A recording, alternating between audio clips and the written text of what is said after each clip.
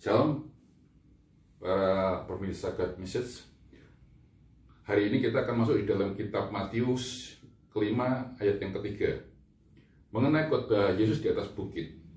Nah, ada 8 ucapan kata berbahagia atau makarios yang disampaikan Yesus kepada jemaatnya atau umat Tuhan.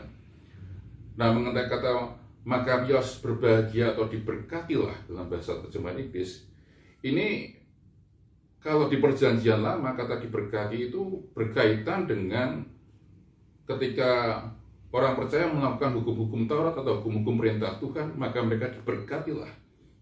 Berulang kali imam di kemah-kemah suci selalu mengucapkan kata-kata berkat tersebut. Tapi di perjanjian baru, Yesus mengubah kata berbahagia ini menjadi pada sikap hati. Nah, sikap hati orang percaya kepada Tuhan, itu yang disebut Tuhan, berbahagialah. Nah, pada ayat yang ketiga ini dikatakan, berbahagialah engkau yang miskin di hadapan Allah, karena engkau yang mempunyai kerajaan surga. Yang pertama adalah berbahagia orang yang miskin, tapi di hadapan Allah. Jadi ini bukan bicara hal jasmani, bukan kaya raya atau miskin secara materi, tapi di hadapan Tuhan. Artinya miskin dari kata artinya prokos, artinya benar-benar tidak ada lagi kemampuan dan harus bergantung kepada Tuhan. Nah, inilah disebut dengan orang yang berbahagia dan diberkati Tuhan, diberkati hidupnya. Dan ditutup dengan kata yang mempunyai kerajaan surga. Kerajaan surga adalah kerajaan Allah. Nah, kalau kita berbicara kerajaan surga adalah kerajaan Allah, jadi hal yang menyenangkan Tuhan dan mereka yang menjadi pewaris kerajaan surga adalah orang yang dalam hidupnya seluruhnya tidak ada lagi kemampuan dalam dirinya selain mengandalkan Tuhan, bergantung pada Tuhan, bersandar pada Tuhan dan percaya kepada Tuhan sepenuh hatinya.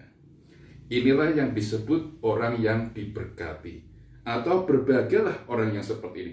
Sikap hati yang dilihat Yesus di perjanjian baru.